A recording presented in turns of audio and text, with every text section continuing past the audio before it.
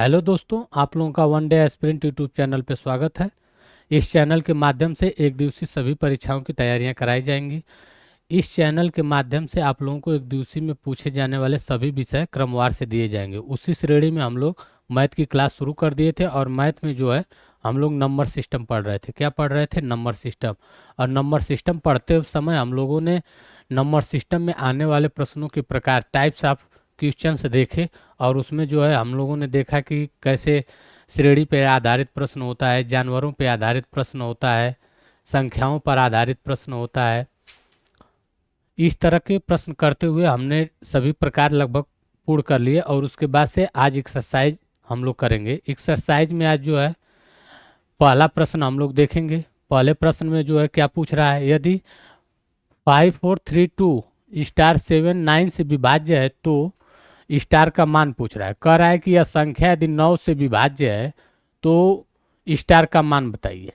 तो हम लोगों ने एक नियम पढ़ा था कि 9 से विभाजित वही संख्या होती हैं। यदि इन संख्याओं का योग जो है 9 से विभाजित हो जाएगा तो यह संख्या भी क्या हो जाएगी? 9 से विभाजित हो जाएगी। ठीक, कहने का मतलब यह है कि इस संख्या का योग यदि 9 से विभाजित हो जाता है तो यह संख्या विभाजित हो जाएगी। कैसे? देखिए, 5+4+3+2 प्लस स्टार +7, ये यदि टोटल संख्या का योग 9 से विभाजित हो जाता है तो यह संख्या क्या हो जाएगी? 9 से विभाजित हो जाएगी। तो इसको जोड़ेंगे अब। 5 4 9 3 12 2 14, 14 7 21, कितना हो जाएगा? 21 प्लस स्टार अपन 9। अब यहाँ पे 9 से विभाजित होने के लिए 21 में स्टार का क्या मान रखेंगे कि 9 से विभाजित हो जाएगा? तो यहाँ पे जो है स्टार का मान हम लोग जो है देखेंगे 9 से। 9 दूना 18, 9 3 27, कितना होना चाहिए यहाँ पे मान? 27। मिनिमम मान 27 होगा, तभी ये जो संख्या जो है 9 से विभाजित होगी। तो 27 में से जब हम लोग 21 को घटा देंगे तो मान कितना आ जाएगा? 6। कहने का मतलब यह है कि यदि स्टार का मान 6 रख दिया जाएगा तो यह संख्या कितने से? 9 से विभाजित हो जाएगी। क्या हो जाएगी? 9 से विभाजित हो जाएगी। तो इस तरह से पहला ऑप्शन सी हो जाएगा। कहने का मतलब है कि इसका आंसर जो है सी हो जाएगा। ठीक, उसके बाद दूसरा प्रश्न हम लोग देखेंगे। यदि किन्हीं 3 क्रमागत विषम प्राकृतिक संख्याएं जो 3 से विभाजित हैं का योग 63 है तो उनमें से सबसे बड़ी संख्या क्या होगी? पहले हम लोग क्या करेंगे? 3 क्रमागत विषम संख्याओं को मानेंगे। कैसे? पहली संख्या क्या हो जाएगी? यक्स। दूसरी संख्या क्या हो जाएगी? पहली संख्या को हम लोग क्या मान लिए? ये क्या है? विषम संख्या। विषम विषम संख्या। विषम संख्या हम लोग यहाँ पे क्या मान लिए हैं? यक्स। ठीक, तो कह रहा है 3 प्राकृतिक क्रमागत विषम संख्या तो जो 3 से विभाजित है। दूसरी यहाँ पे क्या करेंगे? x+2। तीसरी हो जाएगा x+4। कहने का मतलब जो तीनों संख्याएं हैं, यदि पहली संख्या विषम है तो उसमें जब 2 जोड़ेंगे तो दूसरी संख्या भी क्या हो जाएगी? विषम। उसी प्रकार 4 जोड़ेंगे तो तीसरी संख्या भी विषम। अब इन तीनों संख्याओं में कह रहा है 3 से विभाजित हो रहे हैं। किससे? 3 से विभाजित हो रही हैं, अर्थात इनका गुणज, मतलब कि 3 का गुणज जो है, ये संख्याएं क्या होंगी? 3 के गुणज में होंगी। जैसे अब इसके आगे 3 का गुणा कर देंगे, इसके आगे भी 3 का गुणज कर देंगे, इसके आगे 3 का भी गुणज कर देंगे। कहने का मतलब जब ये संख्याएं 3 के गुणज में होंगी तभी ये संख्याएं जो है 3 से कटेंगी। ठीक, अब इन तीनों का मान कर रहा है 63 है। अब जोड़ देंगे। जोड़ते वक्त हमेशा ध्यान देंगे जो चर पद है, चर का मतलब कि यक्स, जहाँ पे किसी संख्या को माना जाता है वह चर पद होता है। अचर पद कोई अंक होता है या संख्या होती है, वह अचर पद होता है। ठीक, तो यहाँ पे 3x और 3x, 3x तीनों को जोड़ेंगे, कितना हो जाएगा? 9x। उसी प्रकार से इसको 3 दूना 6 और 3 चौको 12, 12 6 18 प्लस 18 हो जाएगा बराबर 63। कर रहा है कितना होगा? 63। अब यहाँ से देखेंगे 9x इक्वल टू 18, 63 में से 18 घटाएंगे तो कितना बचेगा? 45। देख लीजिए, 13 में से 8 घटेगा 5 और 5 में से 1 जाएगा 4। फिर यक्स का यहाँ मान आ जाएगा कितना? 9 × 5 = 45। यहाँ पे जो है यक्स का मान कितना आ जाएगा 5, 5 आएगा। यक्स का मान कितना हो जाएगा 5। अब यहाँ पे कह रहा है कि सबसे बड़ी संख्या निकाले। सबसे बड़ी संख्या कौन सी है, ये वाली, ठीक। तो इस संख्या से यहाँ पे हम लोग निकालेंगे तो 3 कोष्टक में 5+4 कितना हो जाएगा, 5+4 कितना आ जाएगा, 5×4=9=27। कहने का मतलब ये है कि सबसे बड़ी संख्या जो होगी, जो 3 से विभाजित होने वाली बड़ी संख्या है क्रमशः, उसमें 27 होगी। इसी प्रकार दूसरी संख्या को भी देख लीजिए, 5×2=7=21। दूसरी संख्या कितनी हो जाएगी 21। पहली संख्या कितनी हो जाएगी 15। अब इनको जब जोड़ेंगे आप तो ये 63 के बराबर हो जाएगा। यदि आपके पास समय हो, परीक्षा में ना हो, तो आप चाहें तो इसको चेक कर सकते हैं। अभी आप ना हो तो यहाँ जोड़ के देख लीजिए, 15, दूसरी संख्या 21, तीसरी संख्या 27। अब इसको जब जोड़ेंगे आप लोग तो ये 63 के मान के बराबर आएगा। 7 1 8 5 13 को 3, 2 2 4 1 5 1 6। कहने का मतलब ये है कि जब किसी 3 क्रमागत संख्या हैं और 3 से विभाजित हो रही हैं तो इसी तरह से लगेगा, ठीक। तो इसका आंसर क्या हो जाएगा 27। सबसे बड़ी संख्या पूछा है तो इसका आंसर क्या हो जाएगा 27। उसी प्रकार से अगला प्रश्न अब हम लोग देखेंगे। एक संख्या को 2 गुना करके उसमें 9 जोड़ा जाता है। यदि परिणाम को 3 गुना कर दें तब वह संख्या 75 के बराबर हो जाएगी। कहने का मतलब यह है कि ये क्या कहना चाह रहा है कि यदि एक संख्या है, माना जाएगा यहाँ पे, माना संख्या इक्वल टू यक्स। क्या है, संख्या जो है यक्स है, यक्स का कह रहा है 2 गुना किया जाए। प्रश्न के अनुसार देखिए, यक्स का 2 गुना करके 9 इसमें जोड़ देते हैं। यदि परिणाम का 3 गुना कर दें, जो ये मान आ रहा है इसको 3 गुना करेंगे। क्या करेंगे 3 गुना, और 3 गुना करने पे वह संख्या किसके बराबर हो जाएगी 75 पे। कितना 75। अब कह रहा है कि जब वो संख्या 75 के बराबर हो जा रही है तो पूछ रहा है कि यह संख्या कौन सी होगी। तो अब इसको संख्या आसानी से निकाल लीजिए, संख्या यक्स का मान है। बस यही समीकरण आप लोगों को क्या करना है, हल करने लगा। अब इसको हल करिए, 3 से 75 को काटेंगे, 2x + 9 = कितना 25। अब 25 में से 9 को घटाएंगे क्योंकि यह जो है उधर जाएगा तो माइनस हो जाएगा। क्या हो जाएगा, माइनस हो जाएगा। तो इस तरह से इसको हो जाएगा 2x = 16। कितना हो जाएगा 16। तो x = 8। कहने का मतलब यह है कि आप यदि समीकरण, मतलब ये जो है संख्या पे आधारित इबारती सवाल है, इसको लगाने के लिए आपको पहले समीकरण बनाना होगा। क्या होगा, समीकरण बनाना होगा और समीकरण को हल करेंगे, अन्यथा ये सवाल लग नहीं पाएगा। जब आप इसको ऐसे नहीं लगाएंगे तो फिर आप इसको कर नहीं पाएंगे। इस वजह से प्रश्न को पढ़ते वक्त और इसको जो है ध्यान देना है। उसके बाद अब हम लोग आगे वाला क्वेश्चन देखेंगे। इसका आंसर भी सी होगा, इसका भी आंसर क्या होगा, सी होगा, ठीक। उसके बाद से अगला क्वेश्चन अब हम लोग देखेंगे।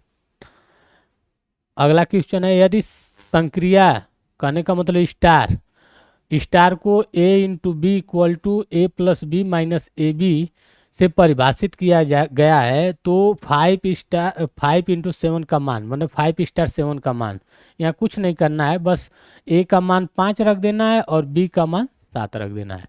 जो मान आएगा वही मान यहाँ निर्धारित हो जाएगा। तो रख के आप लोग यहाँ चेक कर सकते हैं, a का मान 5 + b का मान 7 - 5×7। 5 और 7 को जोड़ेंगे तो कितना हो जाएगा, ऐड करिए तो ये हो जाएगा 12 माइनस ये कितना हो जाएगा 35। अब इसको जब माइनस करेंगे तो कितना है -23।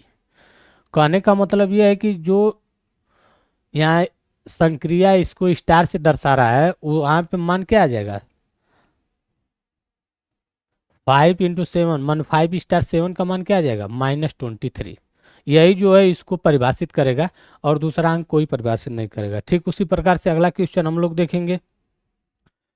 अगला क्वेश्चन है, एक 6 अंकीय संख्या 3 अंकों की पुनरावृत्ति से बनाई जाती है। कहने का मतलब 6 अंकों की एक संख्या है, 3 अंकों की पुनरावृत्ति से बनाई जाती है। उदाहरण के तौर पे लिखा है 256 256, जैसे 678 678 678 678 आदि।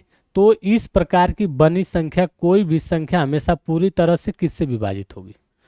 कह रहा है कि जो ये संख्या है, यह संख्या जो बन रही है, यह पूर्ण रूप से किससे विभाजित होगी। मान लीजिए कि संख्या हम मानेंगे, अब संख्या को पुनरावृत्ति है, तो मान लीजिए संख्या क्या हो जाएगी, एक्स वाई जेड, फिर x Y Z.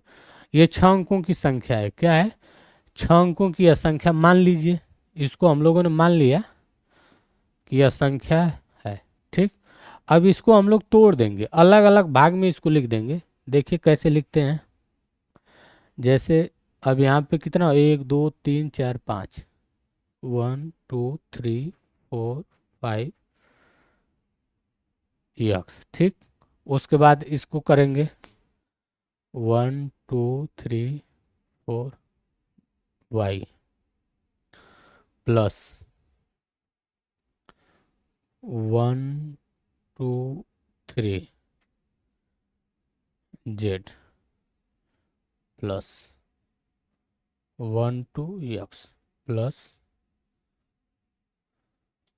10 Y plus Z. कहने का मतलब इसको जब अलग अलग कर देंगे, जो संख्या जिस जगह है उसको प्रयोग करेंगे। जैसे वाई दहाई के अंक पे तो 10 वाई, सैकड़ा पे एक्स है तो 100 एक्स, फिर 1000 पे जो है वही जेड है तो 1000 जेड कर देंगे, 10,000 वाई, इसी प्रकार से 1,00,000 एक्स क्या हो जाएगा, 1,00,000 एक्स। उसके बाद से अब इसको आगे समीकरण को इसी को हल कर देंगे तो कितना आएगा, ये हो जाएगा 1010 एक्स। जोड़ेंगे ये वाला और ये आपस में जुड़ जाएगा, उसी प्रकार ये और ये आपस में जुड़ेगा, मतलब y को y से, x को x से और z को z से जोड़ेंगे तो यहाँ पे भी हो जाएगा y। ठीक, उसके पास से z को करेंगे z। अब यहाँ से हम लोग देखिए 1001 मतलब 1001 सब में कॉमन हो जाएगा, तो यहाँ पे कॉमन करेंगे, कोष्टक के अंदर बचेगा यहाँ से 100 एक्स प्लस यहाँ से 10 वाई प्लस यहाँ से जेड, क्या बचेगा जेड। अब 1001 कहने का मतलब 1001 के गुणज में यह संख्या है, तो यह तो निर्धारित हो गया कि यह संख्या जो है 1001 से कटेगी। ठीक, ये तो फिक्स हो गया कि यह संख्या कोई भी होगी लेकिन 1001 से यह संख्या कट जाएगी। अब 1001 जो है 7 से भी कटेगा ऑप्शन, इसीलिए यहाँ पे ऐसा प्रश्न रखा गया है। प्रश्न आप लोगों के एसएससी सीजीएल में आया हुआ प्रश्न है। इसके पीछे जितने भी हमने अब तक 4 एग्जाम्पल लिए सब प्रश्न जो है एग्जाम में आए हुए हैं। ठीक, तो जो है कि इसमें जो है यह संख्या देखेंगे तो आपका 7 से भी कटेगा, 11 से, 13 से और 1001 से। कहने का मतलब यहाँ पे एक चीज़ बस गलत किया ऑप्शन देने में ये गलती किया है कि यहाँ ओनली लिखा हुआ है, इसी वजह से जो है ऑप्शन गलत हो रहा है। नहीं तो यहाँ पे जो है 1001 जो है 7 से भी कट जाएगा। आप लोग चाहें तो कर सकते हैं, 7 एकम में 7, 3 7 चौको 28, 7 त्रिक 21। कहने का मतलब 143 का जब 7 में गुणा करेंगे तो वो 1001 हो जाएगा। ठीक, लेकिन अब यहाँ पे ओनली लिखने की वजह से ये ऑप्शन गलत है। ठीक, उसी प्रकार 11 से भी ये संख्या कटेगी, ओनली लिखने की वजह से ये ऑप्शन गलत हो जाएगा, इसीलिए इस ऑप्शन को आंसर माना गया है। ठीक, आयोग ने इसी को आंसर माना है। इस वजह से ऐसे क्वेश्चनों में थोड़ा सा आप लोगों को, ऐसे प्रश्नों में आप लोगों को ध्यान देना होगा। आगे अब हम लोग बढ़ते हैं। 1000 में कौन सी सबसे छोटी संख्या जोड़ी जाए ताकि नई संख्या 45 से पूर्णतः विभाजित हो जाए। यह जब हमने भाज्यता का सवाल करा रहा था उस समय हमने इस क्वेश्चन को हल कराया था कि इसमें जो है पहले 45 से 1000 में भाग देंगे। क्या करेंगे, 1000 में 45 से भाग देंगे, भाग देते वक्त देखेंगे 45 दूना 90, यहाँ बचेगा 10, 100, फिर 45 दूना 90, यहाँ 10। कहने का मतलब 10 क्या बच रहा है, शेष। जो शेष बचता है वही भाजक में से घटा देते हैं। क्या करते हैं, जो भाजक है इसमें से शेषफल को घटा देंगे, जो मान आएगा उस मान को उस संख्या में जोड़ देंगे तो वही संख्या जो है सबसे छोटी संख्या कहलाएगी। क्या कहलाएगी, 1000। जैसे 1000 है तो 1000 के बाद वो पहली संख्या कौन सी होगी, जो होगी 1035। 1035 जो है पहली संख्या ऐसी होगी जो 45 से पूर्णतः विभाजित होगी। क्या होगी? 45 से पूर्णतः विभाजित होगी। इस तरह से इसका ऑप्शन जो है सी हो जाएगा। इसी के बाद से हम लोग आगे बढ़ेंगे। यदि कोई संख्या 11 और 13 से दोनों से विभाज्य हो तो अनिवार्यतः विभाजित होगी। कहने का मतलब ये प्रश्न है, और यह प्रश्न जो है केवल आप लोगों को समझाने के लिए दिया गया है। और इस प्रश्न को जो है हमने थियरी पार्ट में कराया है। किसमें? थियरी पार्ट में इसको करा दिया है कि यह जो है 11 13 से जो विभाजित हो रही है अलग अलग, तो यह संख्या जो है 11 इंटू 13 से विभाजित होगी। क्या होगी? 11 इंटू 13 से विभाजित होगी। ठीक, तो इसमें जो ऑप्शन होगा वह 11 इंटू 13 होगा। मैंने उसमें बताया हुआ था आप लोगों को कि 4 to 9 भी 11 13 के गुणनफल से विभाजित हो रही है। कहने का मतलब जब इसका इससे करेंगे तो यह भी विभाजित करेगी संख्या को, लेकिन यह है कि इसका आंसर यहाँ पे ये मानेंगे। क्योंकि क्यों मानेंगे? इसका कारण बस एक ही है कि ये हर जगह जो है विभाजित नहीं करेगा। क्या करेगा? हर जगह जो है यह विभाजित नहीं करेगा। और जो है 11 इंटू 13 हमेशा इससे बनी हुई संख्या को विभाजित करेगा। किससे? 11 और 13 से जो संख्या विभाजित होगी वह 11 इंटू 13 से विभाजित होगी। ठीक, इसके बाद आगे बढ़ेंगे। 1% के आधे को दशमलव में लिखा जा सकता है। ऑप्शन है 0.2, 0.02, 0.05, 0.005। अब 1% को आधे में लिखना है, मतलब कि 1/2 का 1%। ठीक, तो यहाँ अब इसका मतलब हो जाएगा कि 1/2 इंटू 1/100। अब 1/2, अब यहाँ पे जो है या तो इसमें जीरो बढ़ा के यहाँ पे 10 कर लीजिए, या इसको सीधे 0.5 लिख दीजिए। दोनों में से होगा। जीरो बढ़ाएंगे तो ये 5 हो जाएगा। ठीक, और ये 3 जीरो हैं तो दशमलव के बाद 5 हो जाएगा। या तो इस तरह से करिए, या तो सीधे सीधे यहाँ 0.5 लिखिए, अपन 100 करेंगे, फिर जो 0.00 बढ़ जाएगा। कहने का मतलब इसमें जैसे आपको आसान लगे आप वैसे कर सकते हैं। और इसका मान जो है 0.005 हो जाएगा। क्या हो जाएगा? 0.005। और डी ऑप्शन इसका सही होगा। ठीक, उसके बाद से इसके बाद अगला क्वेश्चन हम लोग देखेंगे। अगला क्वेश्चन है कि 800 चॉकलेट एक कक्षा के विद्यार्थियों में बांटी गई। कितनी? 800। 800 जो चॉकलेट है एक कक्षा के विद्यार्थियों में बांटी गई। यदि प्रत्येक छात्र को कक्षा में छात्रों की संख्या दोगुनी चॉकलेट मिलती है, मतलब कह रहा है कि एक छात्र को जो है उस कक्षा के छात्रों की जितनी संख्या है उसकी दोगुनी चॉकलेट मिलती है। कितनी? तो यहाँ पे हम लोग मान लेंगे। क्या मानेंगे? माना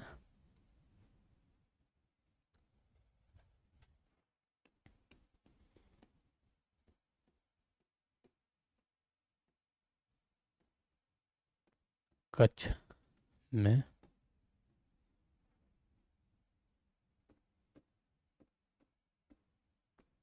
छात्रों की संख्या यक्स। यह केवल आप लोगों के समझाने के लिए लिखा जा रहा है, अन्यथा यह सीधे यहाँ पे आप लोग कर सकते थे कि संख्या यक्स है और दोगुनी चॉकलेट दी जा रही है तो 2x हो जाएगा। दोनों का गुणनफल 800 होगा। क्या हो जाएगा? 800। तो यहाँ हो जाएगा x² इक्वल टू 400। यक्स बराबर जो है 20। यही संख्या आ जाएगी। लेकिन यह है कि आप लोगों को जो है समझाने के लिए ऐसा किया जा रहा है ताकि आप लोगों को अच्छे से ये चीज़ें समझ में आए कि यह कैसे हल हो रहा है। ठीक, क्योंकि अभी जो है ये परीक्षा नहीं है, इसमें समझने की कोशिश कीजिए और स्पीड बढ़ाने के लिए आप लोग जो है इस पे मेहनत करेंगे ताकि जो है भविष्य में जब भी आप एग्ज़ाम में बैठें तो आप आसानी से कर सकें। ठीक, और हम चाहेंगे कि आप लोग इस चैनल को जितना ज़्यादा से ज़्यादा हो सके शेयर करें और सब्सक्राइब करें और अन्य अपने दोस्तों को भेजें ताकि उन लोगों को भी इन सब चीज़ों का लाभ मिल सके। अब हम लोग आते हैं इस प्रश्न पे। देखिए, माना कक्षा में छात्रों की संख्या कितनी है? यक्स है। अब कह रहा है कि उस छात्रों की संख्या की दोगुनी। कहने का मतलब है कि जो चॉकलेट है एक विद्यार्थी को कितना मिल रहा है? 2x। तो अब करेंगे यक्स इंटू 2x। कहने का मतलब एक विद्यार्थी को कितना? 2 गुना माने 2। यदि एक कक्षा में एक छात्र होगा तो उसको 2 चॉकलेट मिलेंगे। तो यक्स छात्र होंगे तो कितने हो जाएंगे? 2x। और दोनों का गुणा करने के बाद टोटल चॉकलेटों की संख्या आ जाएगी। क्या आ जाएगी? चॉकलेटों की संख्या आ जाएगी। अब यहाँ से करेंगे तो एक्स स्क्वायर इक्वल टू 800/2। अब एक्स बराबर अंडर रूट या 400, कितना हो जाएगा? 400। अब 400 का वर्गमूल कितना होगा? 20। यही जो है 20 यही 20 जो है कक्षा में छात्रों की संख्या होगी, जो हमने माना कि कक्षा में छात्रों की संख्या कितनी है? यक्स। ठीक। इसके बाद अब हम लोग आगे बढ़ेंगे। 10वां क्वेश्चन आप लोगों के सामने है कि संख्याएं 2 4 6 8 डॉट डॉट डॉट 9 8 और 100 के परस्पर गुणा किया जाता है तो गुणनफल के अंत में शून्य की संख्या कितनी होगी? क्या पूछ रहा है?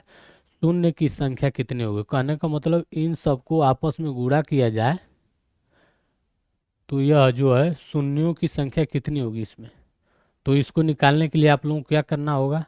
कहने का मतलब किसी भी अंक में जब आप गुणा करेंगे तो 2 × 5, कहने का मतलब 5 का 2 में जब गुणा करेंगे 2 का 5 में तो ये मान 10 होगा। इसमें एक शून्य बढ़ जाएगा। ठीक। तो अब इसमें आप लोग देखेंगे कि कौन कौन से मान में 5 आ रहा है और उसका गुणा कहाँ हो रहा है। तो यहाँ पे देखेंगे कि 2 4 6 8 सम संख्या है, इसके बाद 10 आएगा। ठीक। तो 10 में आएगा 2 × 5, या इसको 10 मान लेंगे। ठीक उसी प्रकार से 11 12 माने 11 नहीं होगा, 12 12 14 16 18। यहाँ पे भी आप देखेंगे कि 2 × 5 का कोई कम्बिनेशन नहीं बनेगा। जैसे ही 20 आएगा फिर आप लोगों के पास जो है 2 × 5, मतलब इसमें जो है 2 × 5 × 2। ठीक। 2 दूना 4 बचे 20, कहने का मतलब वहाँ पे भी 2 × 5 उसमें छिपा हुआ है। ठीक। तो इस तरह से हम लोग 100 में देखेंगे तो कितना हो जाएगा? पहले 10 आएगा, फिर 20 आएगा, 30 आएगा, 40। कहने का मतलब इन सब में 2 × 5 मान आएगा। क्या आएगा? 2 × 5,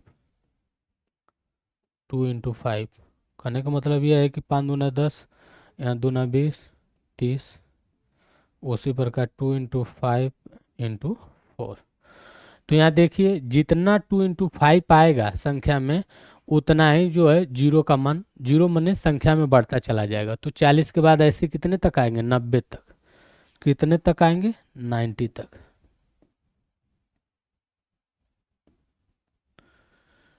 90 तक। 90 तक आएंगे तो यहाँ 2 × 5 जो है 9 तक आएगा। और उसके बाद जैसे ही 100 आएगा आप लोगों के पास 100, इसमें जो है 2 बार आ जाएगा 2 × 5 और 2 × 5। कितनी बार? 2 बार आएगा। ठीक। 2 बार आएगा तो इसमें 2 बार, बाकी इन संख्याओं में एक एक बार। तो कितनी बार हो जाएगा? 10 से 90 तक 9 बार। और इसमें कितना हो जाएगा? 2 बार। कितना हो जाएगा? 9 + 2 = 11। कहने का मतलब टोटल जीरो की संख्या इसमें कितनी आएगी? 11। कितनी आएगी? 11। ठीक। कहने का मतलब यह है कि ऐसे सवालों को आप जो है गणना से नहीं समझ के कर सकते हैं। क्या कर सकते हैं? समझ के कर सकते हैं। बस ये आप लोगों को बताने का एक प्रोसेस था कि आप लोग इसको समझें कि ये कैसे हल हो रहा है। नहीं तो 10 में एक शून्य, 20 30 40 50 90 तक आएंगे, 9 शून्य होंगे और एक बार 100 में 2 शून्य बढ़ जाएगा, कुल मिला के 11 शून्य हो जाएंगे। ये सीधे सीधे आप लोग लगा सकते थे, लेकिन आप लोगों को समझाने के लिए ऐसा किया जा रहा है। ठीक। इसके बाद आगे अब हम लोग बढ़ेंगे 11 नंबर पे। 5 घंटियाँ हैं। 5 घंटियाँ क्रमशः 3 5 7 8 और 10 सेकेंड के अंतराल पे बजती हैं। पहली घंटी बजने के बाद वो कब जो है एक साथ बजेंगी? क्या होंगी? एक साथ बजेंगी। ऐसे सवालों में जो है एलसीएम निकाला जाता है। जो संख्या दी हुई है, जो घंटियों की संख्या यहाँ पे दी हुई है सेकंड का, वो इन सब का क्या निकालेंगे? एलसीएम। ये जब हम एलसीएम और एचसीएफ पढ़ाएंगे तो उसमें आप लोगों को बताएंगे। ये नंबर सिस्टम में आ गया है सवाल, इसलिए यहाँ पे आप लोगों को थोड़ा बता दे रहे हैं। केवल इतना जानिए कि ऐसे सवालों में जो है एलसीएम निकाला जाता है। एलसीएम वह मान होता है जो इन संख्याओं से, वह मिनिमम मान होता है, वह सबसे छोटी संख्या होती है जो दी हुई संख्याओं से कटेगी। क्या होगी? दी हुई संख्याओं से कटेगी। और एचसीएफ क्या होता है? मतलब कि लॉसा, एलसीएम, और एचसीएफ जो होता है मौसा, एचसीएफ। ठीक। तो ये जो है लसा और मसा, लसा निकालेंगे तो वह संख्या मिनिमम संख्या होगी जो दी हुई संख्याओं से कटेगी। मतलब इन संख्याओं से वह जो है संख्या कटेगी। क्या होगी?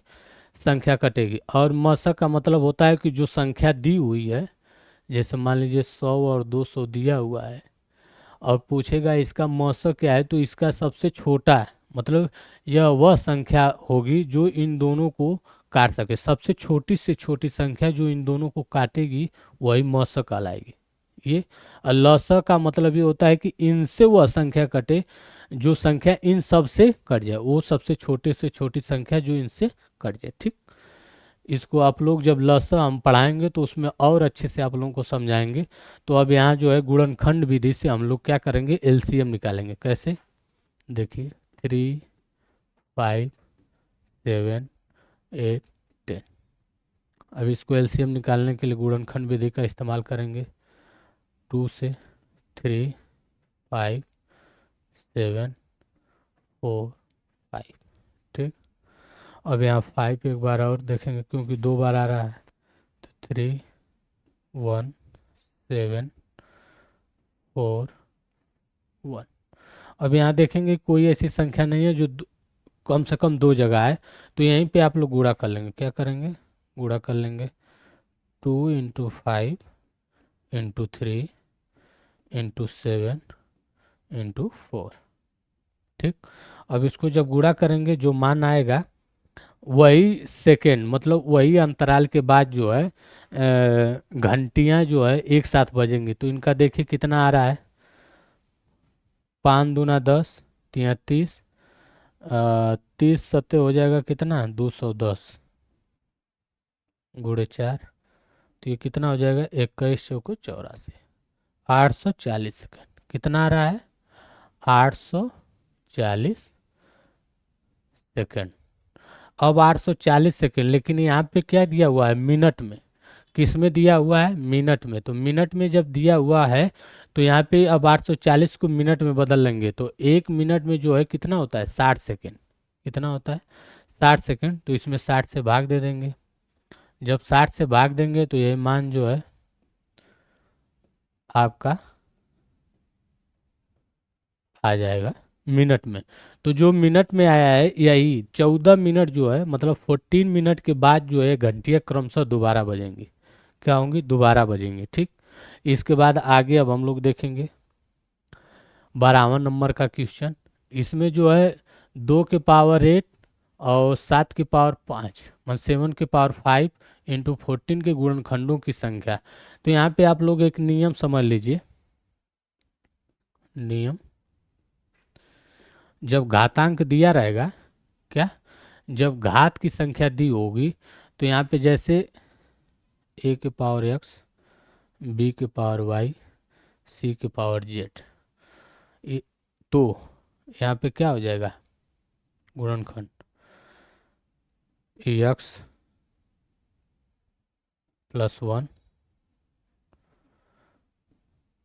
Y+1 Z+1। कहने का मतलब यदि ऐसी संख्या दी होगी तो इसका मान गुणनखंड जो क्या हो जाएगा? यही हो जाएगा आपका। जब संख्या ये दी हुई होगी तो उनका गुणनखंड X+1 +Y+1 Z+1 हो जाएगा। बस यही वाला मेथड यहाँ लगाएंगे। तो यहाँ पे अब आप देखेंगे कि 14 अलग से दिया हुआ है तो इसको फैक्टर में करेंगे। यहाँ पे एक चीज़ आप लोग और ध्यान देंगे कि जो A, B,